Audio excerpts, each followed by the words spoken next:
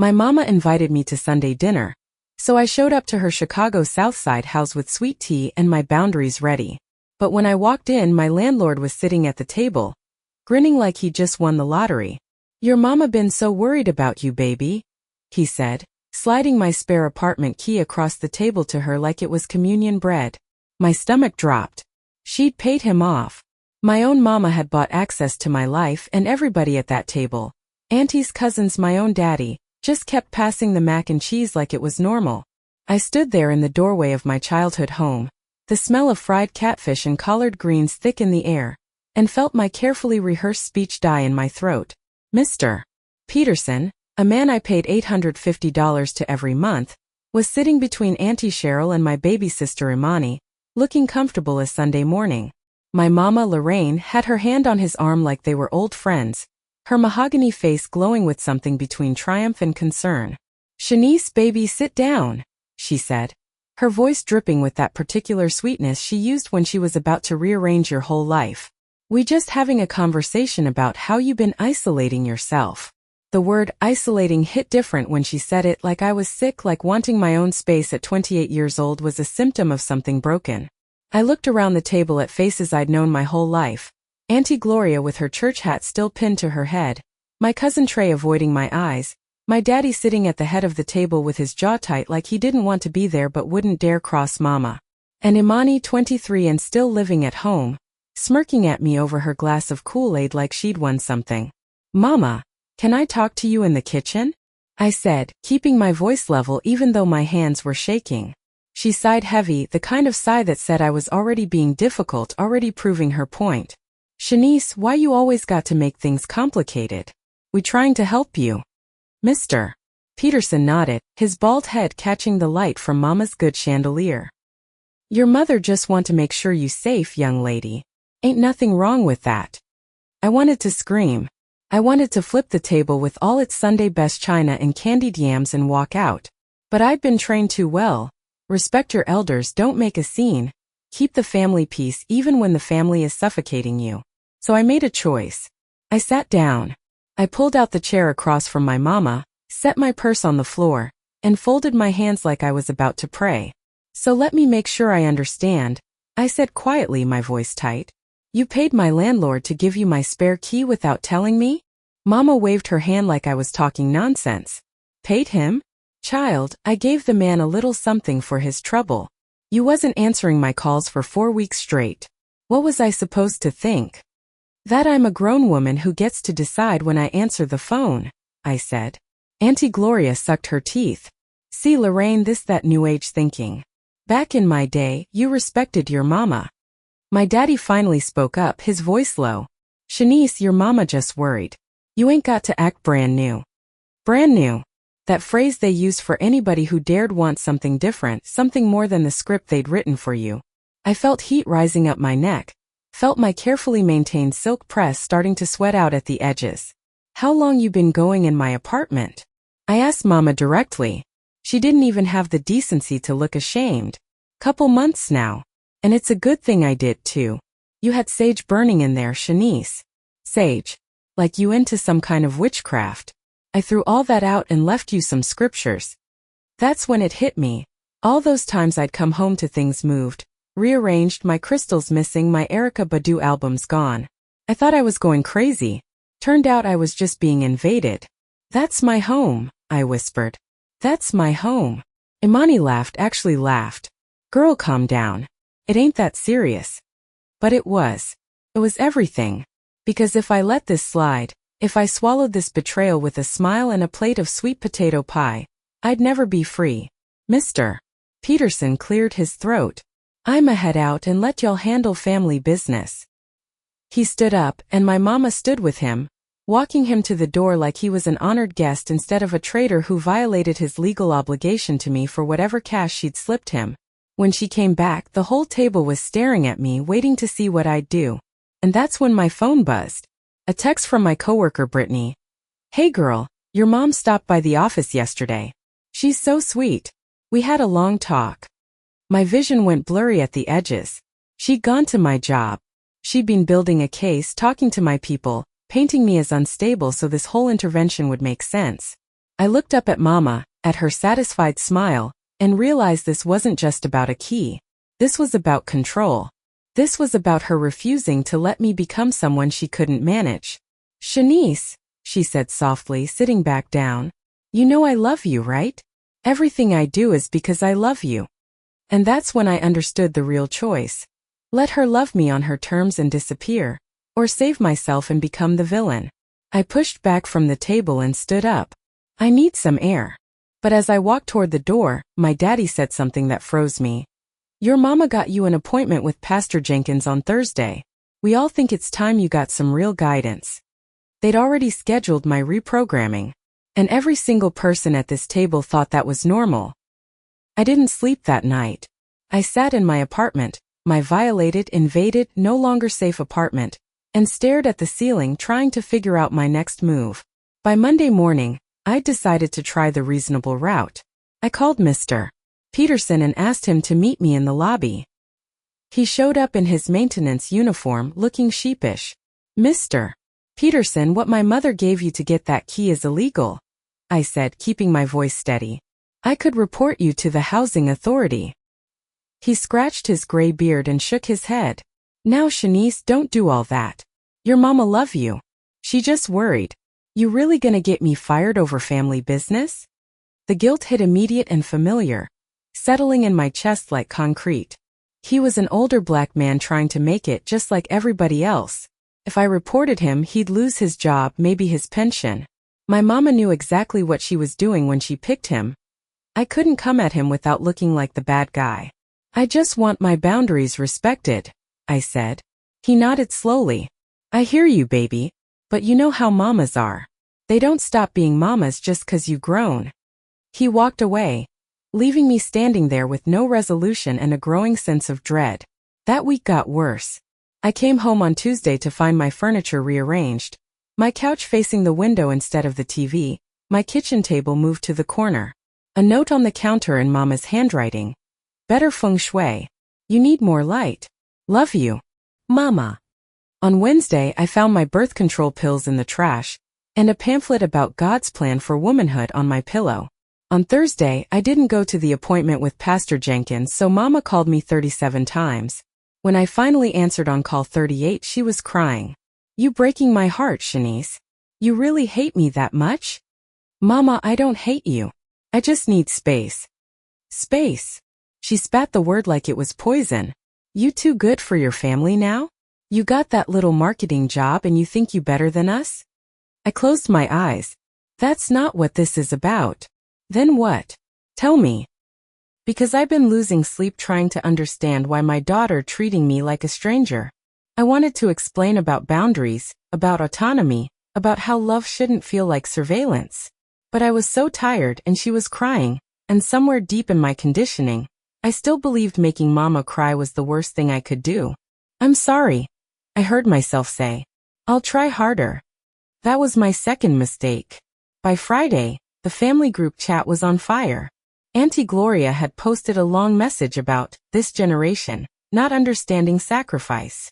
Imani had shared a meme about ungrateful children.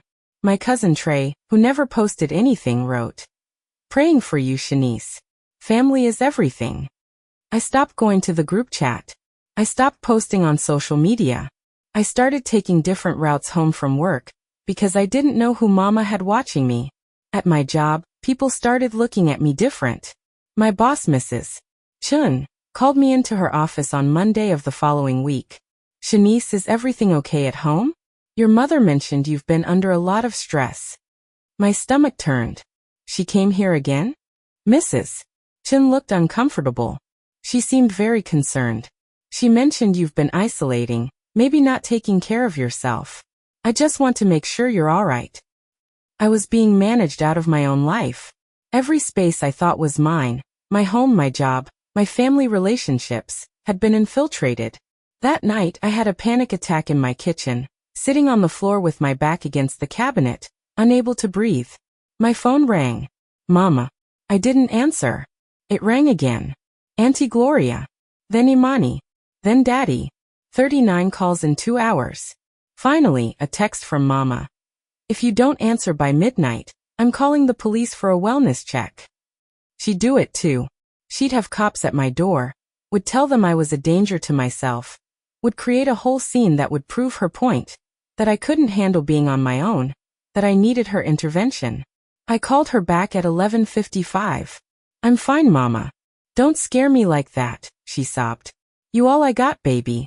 I can't lose you.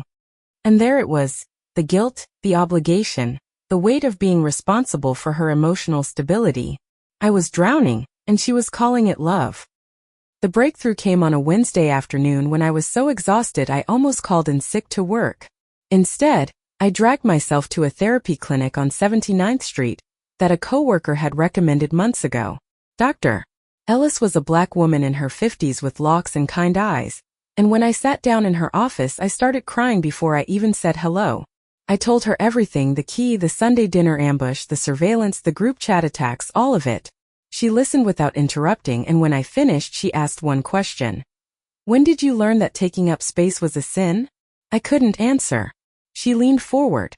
Shanice, what your mother is doing has a name. It's called enmeshment. She doesn't see you as separate from her. Your autonomy feels like abandonment to her, so she's trying to control you to manage her own anxiety. Something cracked open in my chest. But she loves me, I whispered. Love and harm aren't mutually exclusive, Dr. Ellis said gently. She can love you and still be hurting you. The question is, what are you going to do about it? I left that session with a plan. Dr. Ellis helped me draft a letter with 3 clear boundaries. No unannounced visits, no contact with my employer or landlord, and all communication on my terms. I had a locksmith scheduled for Friday. I was taking my life back. Thursday night I felt lighter than I had in months. I cooked myself dinner, salmon with lemon and asparagus, something Mama would have called white people food, and ate it in peace. I was washing dishes when I heard the key in my lock. My new key wasn't installed yet. I froze as my door opened and Mama walked in, Imani right behind her. Shanice, baby, we need to talk, Mama said, and her voice had that dangerous calm that meant she was past angry. How'd you, Mr. Peterson made me a copy before you asked for the key back, she said simply. Now sit down. Imani was recording on her phone. I saw it immediately, the red recording light, the way she angled it toward me. Why are you recording? I asked. For your own protection, Mama said. In case you say something you don't mean. You've been acting erratic, baby. We worried about your mental health. That's when I saw it. On my coffee table, partially hidden under a magazine, was my Mama's planner. She must have left it last time she was here. And it was open. I picked it up before she could stop me, and my hand started shaking. Pages and pages of notes about me. Color-coded charts tracking my schedule. Red marks on certain dates, my menstrual cycle, which she must have figured out from my bathroom trash. Names of my coworkers with little notes next to them. Brittany, friendly, talks a lot, and Marcus, possible boyfriend? There were even printed screenshots of my Venmo transactions. She'd been building a case, documenting everything to prove I was unstable, to justify this intervention, to show everyone that she was the reasonable one and I was falling apart. You've been stalking me, I said, my voice barely above a whisper. Mama's face didn't change. That's not stalking. That's parenting. You clearly can't make good decisions on your own. I'm 28 years old. And you still my child. She was yelling now, her careful mask slipping. I brought you into this world, Shanice. I sacrificed everything for you. You don't get to just cut me off because you read some article about boundaries. That's not how family works. Imani was still recording and I realized this was the trap. If I yelled back, if I got emotional, it would be evidence. If I kicked them out, I'd be the aggressive one. If I called the police on my own mother, I'd be the villain in every family story told for the next 20 years. I was checkmated. Mama reached for the planner, but I held it tight. I'm keeping this. Fine, she said coldly. Keep it. Won't change nothing. Tomorrow, Pastor Jenkins is coming here for a home visit. We setting you up with a Christian counselor. And you gon' respect this family, or you gon' find yourself real alone in this world, baby girl. Because I will make sure everybody knows how you treating me. She left, Imani trailing behind her, still recording. The door clicked shut, And I stood there holding evidence of my own mother's surveillance operation, realizing she just threatened to destroy my reputation if I didn't submit. I was at the bottom. There was nowhere left to fall. I sat on my floor for an hour, staring at that planner, and something shifted. All my life I'd been afraid of being the bad daughter, the ungrateful one, the girl who broke her mama's heart.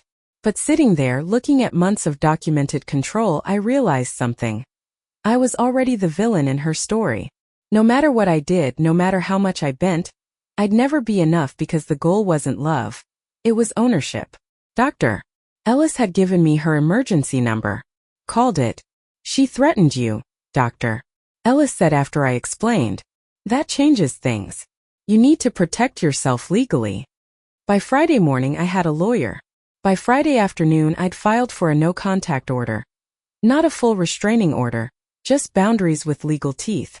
And I'd called my job's HR department to report that someone had been impersonating a concerned family member to gain information about me. The hearing was set for the following Tuesday. I didn't tell anyone in my family. I didn't post about it. I just showed up at the courthouse with Dr.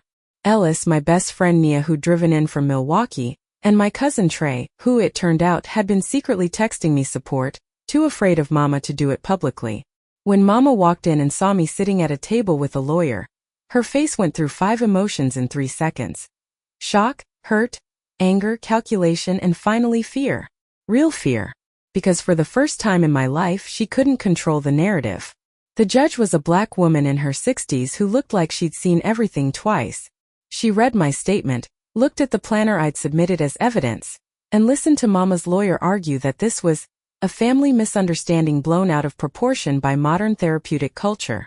Then the judge looked at my mama and said, "Mrs. Washington, I'm a mother too. I understand the urge to protect your children. But this young woman is not a child. She's an adult who has clearly communicated boundaries that you repeatedly violated. The surveillance documented in this planner is concerning. I'm granting a 6-month no-contact order with provisions for supervised communication if both parties agree. You will not go to her home, her workplace, or contact anyone in her life on her behalf. Do you understand?" Mama's lawyer started to argue, but Mama put her hand on his arm. She looked at me, really looked at me, and for a second I saw something I'd never seen before.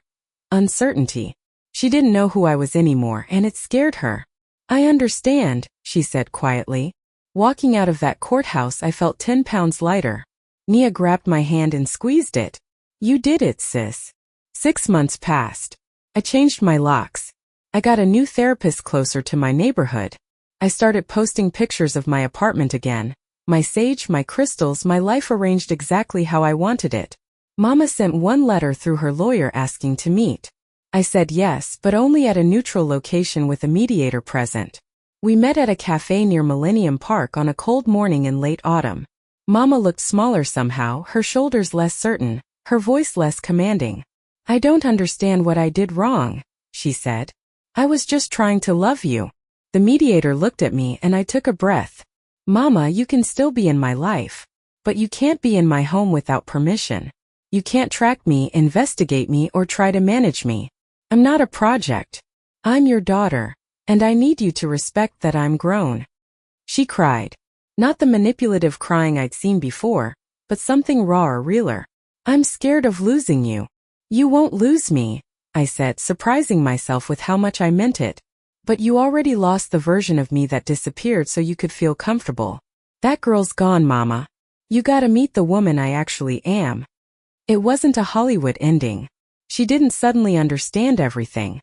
But she nodded slowly and said, "I can try." We met once a month after that. Always in public, always with boundaries I enforced gently but firmly. Imani apologized 6 months later, admitting she'd been jealous of my independence. Daddy called and said he wished he'd stood up for me sooner. And me? I learned that the people who truly love you don't need a stolen key to hold space in your heart. They respect the door, even when it's closed. Especially when it's closed. Because real love doesn't require you to disappear. It makes room for you to finally fully breathe. If this message touched your heart, hit that subscribe button and drop a comment to let me know you're out there.